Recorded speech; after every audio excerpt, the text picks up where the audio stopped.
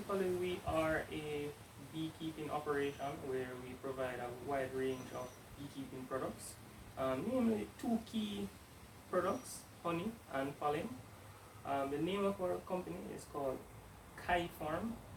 The origin of Kayi Farm was typically a word that resonated with me. It basically means the blessed one and the one that has strength through his relation. So for me, doing the beekeeping activity, it was something that I felt like I was building a relationship with the bees, to let them flourish and be able to provide me surplus of their products.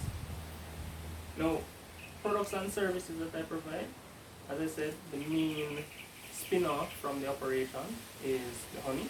So premium quality Jamaican honey along with bee pollen that's harvested from the colonies that I have.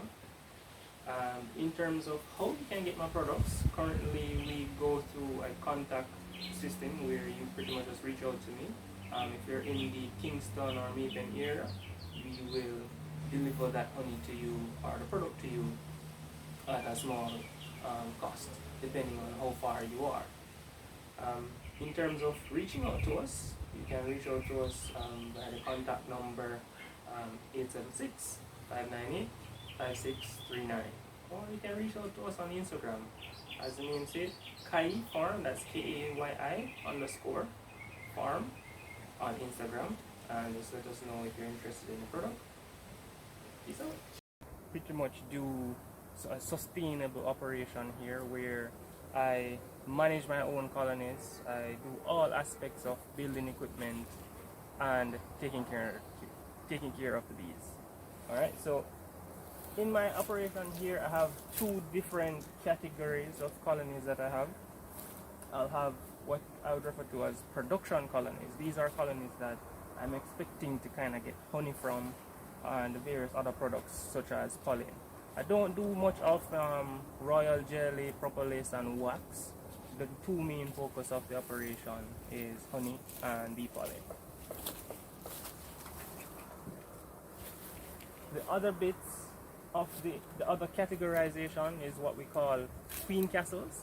Now these boxes at the front here, these are what we refer to as queen castles. And they are what we do our queen grafting and ensure that all of these compartments in the queen castle has nice, vibrant young queens going. And what that means is that once one of our production colony goes down, we're able to now take one of these vibrant queens and put it into the production colony. Alright? So what I'm going to show you now is just kind of how the queen castles are set up. Now, just an observation here, these queen castles, they have, just for observation here, these queen castles, they hold 3 compartments, so that means it's 3 queens can go into each compartment. In each compartment, that's 3 frames per compartment, and what I try to do is each compartment has a different entrance, so you'll see 2 on this side, and then you'll have 1 on the opposite side basically, because we don't want all the entrances to be the same side basically. Alright, so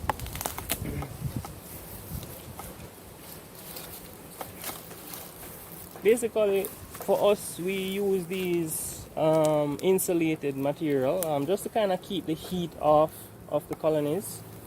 As you realize, they're kind of in predominantly sun throughout the day.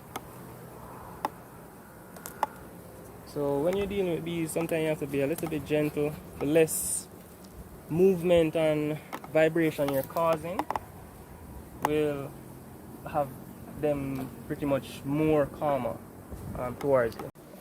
Alright, so when you're dealing with bees, a couple tools you need. You really need a smoker and you need a hive tool. The smoker, you know, is something that will provide you smoke whenever you're going through the hive. The smoke is really disguised for us when we're going into the hive. It disguises the alarm pheromones the bees might release. And basically it kind of does deter their attention from you to pretty much protecting the hive and more inducing this behavior of them trying to take food to basically move out. Alright? So we use a little bit of smoke. Now, as I said, these are pretty much small colonies, which we just probably about 2 weeks ago we put in some fresh queens in there. So you can see they're basically built up one of these frames completely already. So on this frame, the structure of the frame, these little white or slight yellowish color things is pretty much the comb that the bees build. And the comb is what they store all kind of things in. This is where they would have the young larvae and bees developing in as well. But on this frame, it's kind of set up in a particular structure. So what you'll find is that the lower section of the frame tends to be where young larvae is. At the top section here, you'll see them storing a little bit of nectar, which they might turn into honey. So it's that glistening liquid at the top there. So on a frame like this, where you see the liquid at the top and the brood here, they would refer to this section as the honey arch. Alright, now between the honey arch and where the brood is, you might see they have these little orange little patches in there. That's actually bee bread. So that's pollen they bring in and they stick it into the hive, like right here. So they stick that into the hive and that's their protein source. So honey is their sugar carbohydrate source. The pollen is their protein source. Now both of them combined, that's what they kind of eat and feed back to the young larvae. Now I don't know if the camera can pick up in these little cells here, you see some little worm grubber looking things. These are actually larvae developing. Alright, so the queen would pretty much just stuck her abdomen down in that and pretty much lay an egg. Typically an egg will hatch there about on the 3rd day of it being laid into, and then it goes through the full cycle of being a larvae, moving to a pupae, and then hatching out to one of these workers that you're seeing on the frame. Alright, so the hive typically consists of 3 types of bees. You'll find the worker bees, which are all females. These are the smaller ones you're looking at here. And then you will find the male bees. I don't know if you can see this round fatter one right here. This is actually a drone. They don't have any sting. Their only purpose is pretty much to go out and find a virgin queen to mate with. And after they've mated, they're pretty much, that's the end of their life. Alright? So basically all they do in the hive is just eat food and get fat and get ready and energetic to go out.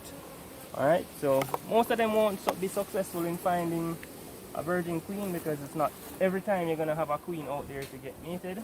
So eventually they'll just live out the rest of their life probably not meeting that objective and just eventually dying at one point in time.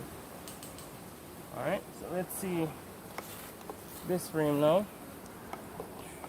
So on this frame you're seeing a little bit more later stage of brood being developed. So brood is basically the word they use to classify the difference between the stages of bees. So what I showed you on the frame previously was just the early stages of brood. So that they'll classify it as open brood. Now this one that you're seeing the orange capping here is cap brood. So cap brood is when the young bees reach the pupa stage. The bees actually cap off them in the cells so they can develop further.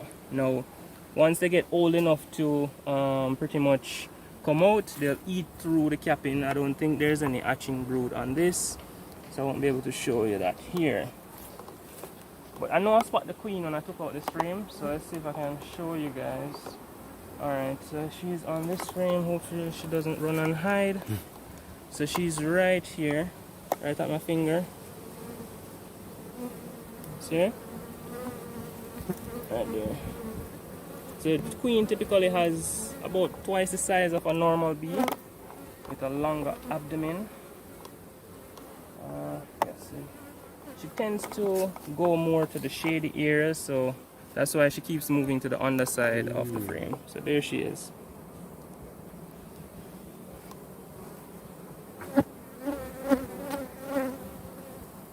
Alright, so we're just going to drop her back in. So this colony, because they're in such a small space, it requires me to really do a lot of management with them. Typically, a queen that's young and vibrant won't last long. I shouldn't say last long in the sense that she's gonna die. It's just that the space that's here for a colony like this, they will easily outgrow it. And why is that? Is because a queen typically lays between 1,000 to 2,500 eggs per day. So if you think about that, right, and think about that, those eggs will develop into a bee every 21 days.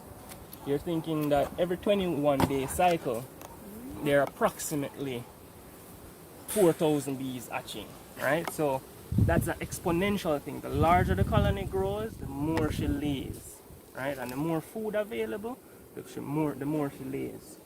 So that's the crucial thing, that I can't have them in this small box for too long.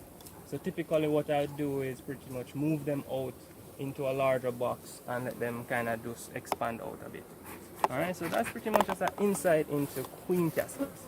As I said, I do a sustainable operation, so I actually do my queen grafting and basically just set up the process that enables them to make new queens, essentially.